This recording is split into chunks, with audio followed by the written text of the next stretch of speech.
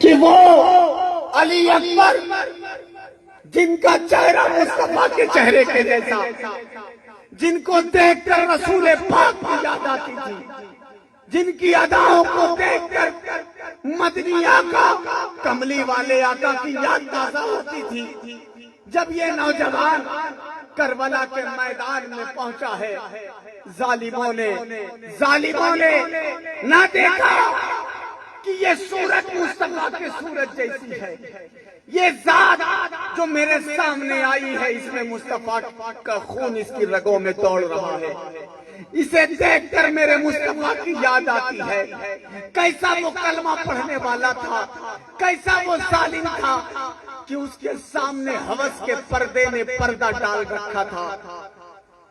علی اکبر نے اپنی پہچان بتائی، امام حجت فرمایا اور کہا اے ظالم، اب بھی اگر تو نہیں سمجھتا ہے اور تو لڑنا چاہتا ہے تو آ میدان میں، یہ علی کا پوتا تجھے دھول نہ چٹا دے تو پھر کہنا، یہ علی کا بیٹا اکیلا تیرے 22,000 کے لیے کافی ہے۔ لیکن خدا کو کچھ اور ہی منظور تھا، خدا کو کچھ اور ہی منظور تھا۔ میرے علی اکبر نے اپنی تلوار سے نہ جانے سینکڑوں یزیدیوں کو واصل جہنم کیا، اور خود جسم پر اتنے زخم لگے، اتنے تیروں کے نشان تھے، اتنے نیزوں کے نشان تھے کہ آپ گھوڑے سے زمین پر آتے ہیں، آواز آتی ہے بابا بابا تھوڑا سا پانی مل جائے تو اس یزیدیوں کے صف کو میں الٹ اور پلٹ کر رکھ دوں۔ امام علی مقام آتے ہیں، کہتے ہیں بیٹا صبر کرو، ارے یہ دنیا کا پانی کیا ہے، حوض کوثر پر نانا کوثر پلانے کے لیے تمہارا انتظار کر رہے ہیں۔ علی اکبر کی شہادت ہوتی ہے، اختصار کے ساتھ وقت نہیں ہے، علی اکبر کی شہادت ہوتی ہے، جوان قاسم کی شہادت ہوتی ہے، پھر ننھے علی اصغر کی شہادت کا واقعہ دل دہلا دینے والا۔ ارے اگر کسی دشمن کا بچہ بھی ہو اور وہ اگر پیاس سے تڑپتا ہو تو کتنوں ہی مضبوط دل رکھنے والا دشمن بھی ہوگا تو وہ اس بچے کے حلق میں چند قطرے پانی ضرور ڈال دے گا۔ لیکن وہ کربلا کا یزیدی کتنا بڑا ظالم تھا، کتنا سخت دل رکھنے والا تھا کہ مصطفیٰ جان رحمت کے نواسے کے پیارے لخت جگر علی اصغر کے لیے جب پانی کا سوال آیا تو ظالم نے تیر برسا کر آپ کے حلقوم کو چھید دیا۔ اس ٹپکتے خون کو لے کر میرے حسین نے آسمان کی طرف پھینک کر کہا تھا میرے مولا اگر تیری رضا علی اصغر کی شہادت پر ہے تو ایک علی اصغر نہیں، ہزاروں علی اصغر تیرا حسین تیری راہ میں قربان کرنے کو تیار ہے۔ یہ واقعات کربلا صرف سننے اور سنانے کے لیے نہیں، عزیزان ملت اسلامیہ، یہ تو آل نبی کا جگر تھا، یہ تو حسین اعظم کا کلیجہ تھا، ورنہ پریکٹیکل طور پر اتنی بڑی قربانی کوئی نہیں دے سکتا۔ امام حسین نے یہ قربانی دے کر بتا دیا اے لوگو جب حق اور باطل کی باتیں آ جائے اور تمہارے سامنے حرام کا لقمہ ہو، تمہیں بھوکے رہنے کی ضرورت پڑ جائے تو میرے بھوکے علی اکبر کو یاد کر لینا، پیاسے رہنے کی ضرورت پڑ جائے تو میرے ننھے علی اصغر کی پیاس کو یاد کر لینا، لیکن حرام لقمے کو اپنے منہ میں مت ڈالنا۔ اور ہاں ارے جب دین کے لیے تمہیں تن من دھن کی قربانی کی ضرورت ہو تو پھر میری قربانی کو یاد کر کے دین کے لیے قربانی بھی پیش کر دینا۔ کربلا کا واقعہ ایک ایک پل ہمیں درس بھی دیتا ہے۔ ہم جہاں واقعات کربلا سنتے ہیں وہاں ہمیں پیغام کربلا کو بھی یاد رکھنا چاہیے۔ حضرات محترم عباس علمبردار کی بہادری کا قصہ زمانہ سنا رہا ہے، سناتا آتا رہے گا، نہ اس جیسا بہادر آیا ہے نہ اس جیسا بہادر آئے گا۔ جب نہر فرات پر عباس علم بردار سیدہ سکینہ کے لیے مشکیزہ لے کر چلے ہیں، امام نے منع فرمایا تھا، اے عباس صبر کا معاملہ ہے، حملہ مت کرنا، بلکہ اس حملے کو صرف تمہیں روکنا ہے۔ جب میرے عباس نے صرف وار روکا تھا تب کئی سو یزیدی جو ہے واصل جہنم ہوئے تھے۔ اگر انہیں حملے کی اجازت ہوتی تو پوری یزیدیت ختم ہو گئی ہوتی۔ شاعر کہتا ہے، علی کا شیر گرجتے دہاڑتے بولا، ہر ایک کے واسطے آب حیات تھوڑی ہے، یہ کہہ کے چھین لیا بزدلوں کے ہاتھوں سے، تمہارے باپ کی نہر فرات تھوڑی ہے، تمہارے باپ کی نہر فرات تھوڑی ہے۔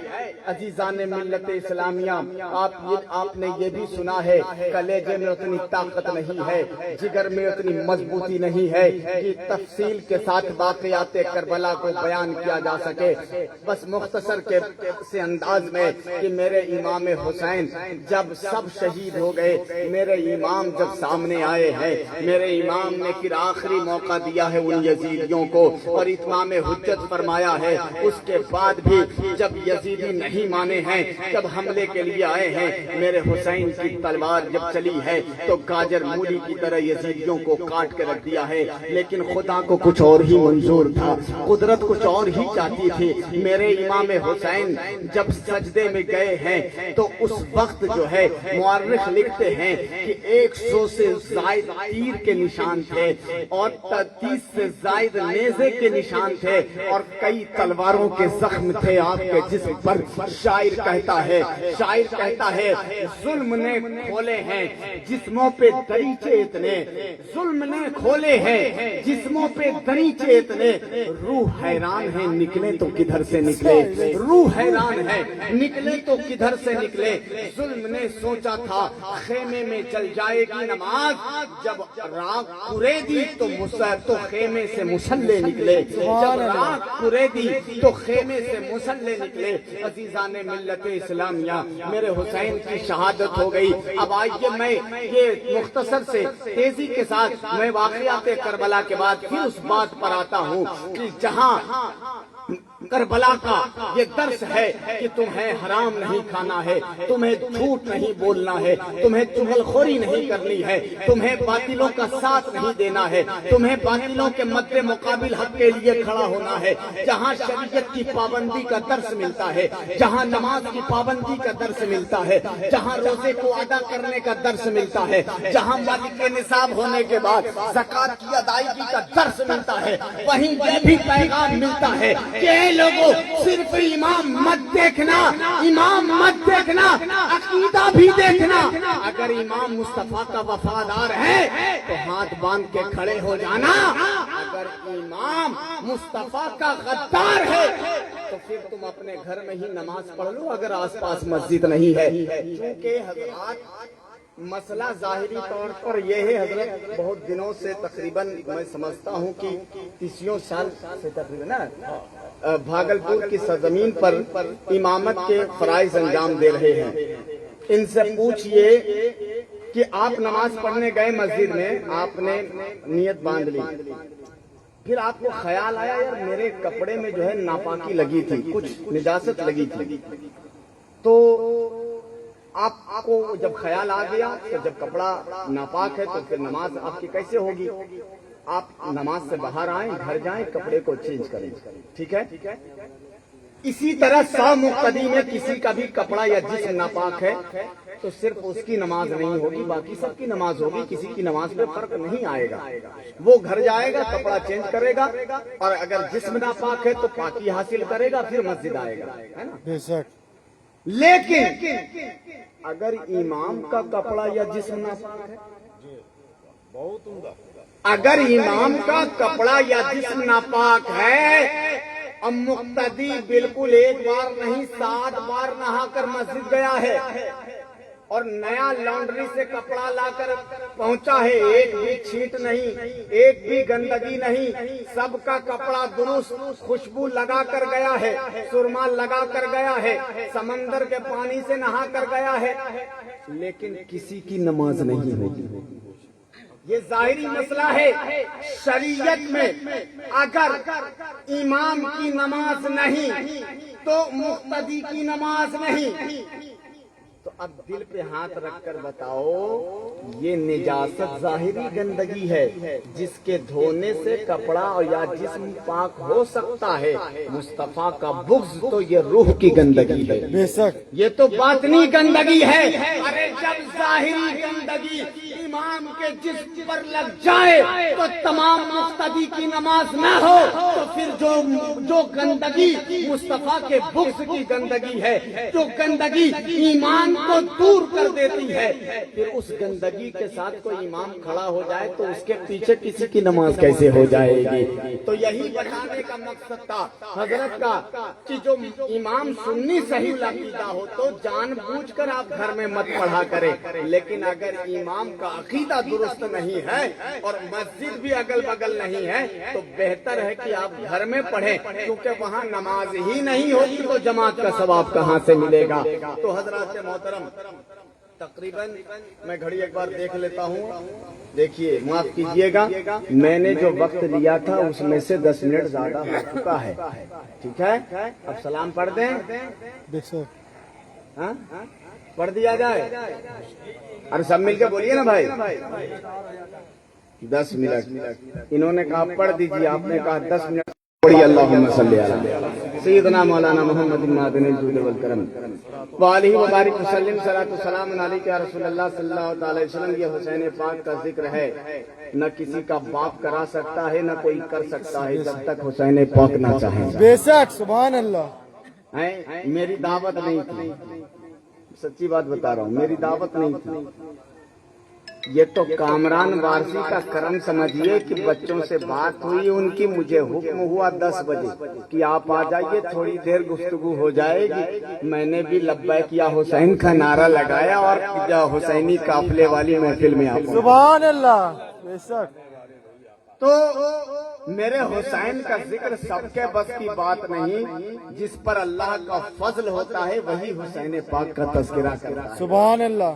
اچھا، آپ کے محلے میں کوئی ایسا ہے جو کہتا ہے کہ محرم شریف میں مچھلی نہیں کھانا چاہیے، مسور کی دال نہیں کھانا چاہیے، اور یہ نہیں کھانا چاہیے، وہ نہیں کھانا چاہیے؟ پورے محلے کا جی، جو ایسا کہے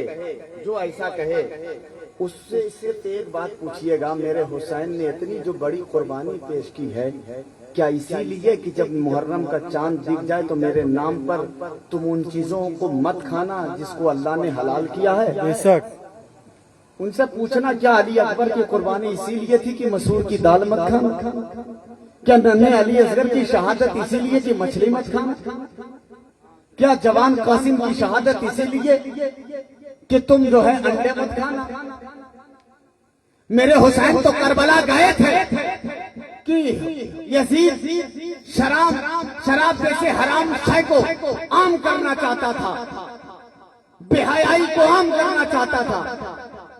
میرے حسین کربلا گئے تھے کہ حرام کاموں سے نانا جان کی امت کو بچایا جا سکے اور جس کو اللہ نے حلال کیا ہے اس کو عام کیا جا سکے۔ سبحان اللہ، بے شک۔ آج اسی حسین کے نام پر ہم حرام چیز کو روکتے ہیں اور حرام کام کرتے ہوئے نظر آتے ہیں، حلال چیز کو روکتے ہیں اور حرام کام کو عام کرتے ہوئے نظر آتے ہیں۔ کیا یہی قربانی حسین کا نتیجہ ہے؟ کیا میرے حسین کو تکلیف نہیں ہوگی؟ اچھا، ایک بات حضرت معذرت کے ساتھ، آج ہم اپنی تقریروں میں سیدھے جو ناجائز اور حرام بھی کہہ دیتے ہیں بہت ساری چیزوں کو، اس سے پرہیز کرنا چاہیے۔ آج ملک کی ضرورت ہے، یہ جو حسینی قافلہ نکلتا ہے یا حسین کر کے لوگ گھومتا ہے، میں صرف اتنا کہنا چاہتا ہوں، آپ بھی مجھے فیصلہ کر کے بتائیے گا، جتنی مائیں اپنے بچے کو حسین پاک کا سپاہی بنا کر نکالتی ہے، اگر تھوڑا طریقہ بدل دیا جائے اور بچے کو یہ سکھایا جائے بیٹا جا رہے ہو حسین کے نام پر نا، تو حسین نے تلواروں اور نیزوں کے سائے میں اللہ کا سجدہ نہیں چھوڑا تھا۔ تم بھی جب حسین کے نام پر نکلے ہو تو جہاں مسجد سے اذان کی صدائیں بلند ہو جائے وہاں جا کر باوضو ہو کر اللہ کی بارگاہ میں اپنی پیشانی کو جھکا دے۔ سبحان اللہ۔ جب یہ منظر ہماری نگاہوں کے سامنے پیدا ہوگا آ جائے گا تو قسم خدا کی پھر کوئی یہ نہیں کہے گا یہ گھومنے والا یا حسین کا نعرہ لگانے والا غلط کر رہا ہے، بلکہ جب یہ نمازی پڑھ کر یا حسین کا نعرہ لگائے گا تو کوئی اگر بھولے بھنگتے کوئی یزیدی گھر میں چھپا ہوگا تو وہ اپنی یزیدیت سے توبہ کر لے گا کہ حسین کو گزرے ظاہری طور پر تقریباً 1400 سال ہو گئے لیکن یہ حسین کا سپاہی گھوم رہا ہے۔ اگر گھر سے نکل گئے یہ کربلا بعد میں پہنچے گا، ہمارا پلام پہلے کر دے۔ بے شک۔ تو طریقہ بدلنے کی ضرورت ہے۔ میری ماں بہنیں بھی حلال کام کیجئے نا حسین پاک کے نام پر، درود پاک روز 100 بار پڑھ کر کے امام حسین کی بارگاہ میں پیش کر دیجئے، روزہ رکھیے اس کا ثواب امام حسین کی بارگاہ میں پہنچا دیجئے، کھانا پکا کر غریبوں کو کھلا کے حسین پاک کے نام پر پہنچا دیجئے، ایصال ثواب کر دیجئے۔ لیکن یہ مت کہیے کہ یہ نہیں کھانا چاہیے، وہ جس کو اللہ نے حلال کیا ہے کسی ماں کے لال میں یہ طاقت نہیں ہے کہ اس کو حرام کر دے۔ بے شک۔ تو یہ مسور کی دال حلال ہے کہ نہیں بھائی؟ جی۔ مچھلی حلال ہے کہ حرام؟ حلال۔ 2-4 لوگ کہہ رہے ہیں لیکن باقی لوگ لگتا وہی معاملہ ہے۔ دیکھیے دوبارہ پھر پچھلے سال اگر کامران بھائی کہیں گے بولا بھائی تو اس کو نہیں بلانا، وہ کہتا ہے کہ یہ ایسی بات ہے، یہ سب نہیں کرنا چاہیے، میرے باپ دادا کرتے آئے تھے۔ کربلا میں لڑائی حق و باطل کے ساتھ ساتھ طبیعت اور شریعت کی تھی۔ یزید شریعت کو پامال کرنا چاہتا تھا، اپنی طبیعت کو عام کرنا چاہتا تھا۔ حسین کربلا اسی لیے پہنچے، اسی لیے قربانی پیش کی کہ یزید کی طبیعت کو مٹا دیا جائے اور نبی کی شریعت کو عام کر دیا۔ سبحان اللہ۔ میرے حسین نے جس کے لیے قربانی پیش کی تھی، اللہ کا شکر ہے اللہ نے پیغام حسین کو پوری دنیا میں پہنچا دیا، پوری دنیا میں پہنچا دیا۔ اور عالم یہ ہے میرا حسین ایسا زندہ ہے، ہر گھر سے آ رہی ہے صدا یا حسین کی، دنیا سمجھ رہی تھی اکیلا حسین ہے۔ رکھتے نہیں ہو تم اپنے بچے کا نام تک یزید، دیتے ہو خود ثبوت کہ زندہ حسین۔ سبحان اللہ۔ دیتے ہو خود ثبوت۔ چلتے چلاتے ایک آدمی کوئی حسین کے نام پر نعرہ لگا دیجیے، ایک آدمی نعرے میں سکھا دے رہا ہوں، نعرے تکبیر، نعرے رسالت، اتنا سا کہہ دیجیے کوئی آدمی، نعرے تکبیر، اللہ، ارے ہاتھ اٹھا کے جواب دے دیجیے، نعرے رسالت، یا رسول اللہ، نعرے تکبیر۔ چلیے اب میں اپنی گفتگو کو سمیٹ رہا ہوں۔ میں نے جو باتیں کی ہیں اللہ تعالیٰ اس میں کوئی غلطی ہوئی تو معاف کرے۔ 2-3 شعر آپ جو ہے منقبض پاک کا سن لیں۔ شب عاشور ہے، جی نہیں چاہ رہا ہے کیونکہ آج کی رات آپ جتنا حسین پاک کا تذکرہ کرے کم ہے۔ قابل مبارکباد ہیں یہ تمام نوجوان جنہوں نے اتنی خوبصورت حسین پاک کی محفل سجائی ہے۔ دعا ہے کہ مولا حسین پاک کے صدقے میں ان کے دل کو سجا دے، ان کے گھروں کو سجا دے، پورے محلے سے آفت و بلا کو دور فرما کر اپنے فضل و کرم کی بارش فرمائے، آمین۔ اصل یہی ہے حسین کا تذکرہ کرنا۔ غم کربلا عشق کا ترجمہ ہے، غم کربلا عشق کا ترجمہ ہے، غم کربلا عشق کا ترجمہ ہے، علی کے لہو میں وفا ہی وفا ہے، علی کے لہو میں وفا ہی وفا ہے، غم کربلا عشق کا ترجمہ ہے، اور شہادت کا مطلب قضامت سمجھنا، شہادت کا مطلب قضامت سمجھنا، وہی زندگی ہے جہاں کربلا ہے، وہی زندگی زندگی ہے جہاں کربلا ہے، وہی زندگی ہے جہاں کربلا ہے، وہی زندگی ہے جہاں کربلا ہے۔ اور نبی سے محبت، علی سے بغاوت، نبی سے محبت، علی سے عداوت، نبی سے محبت، علی سے عداوت، بغاوت نہیں ہے تو پھر اور کیا ہے، بغاوت نہیں ہے تو پھر اور کیا ہے۔ غم کربلا عشق کا ترجمہ ہے، علی کے لہو میں وفا ہی وفا۔ سبحان اللہ، سبحان اللہ۔ السلام علیکم ورحمۃ اللہ وبرکاتہ۔ کھڑے ہو جائیں، صلاۃ و سلام کریں۔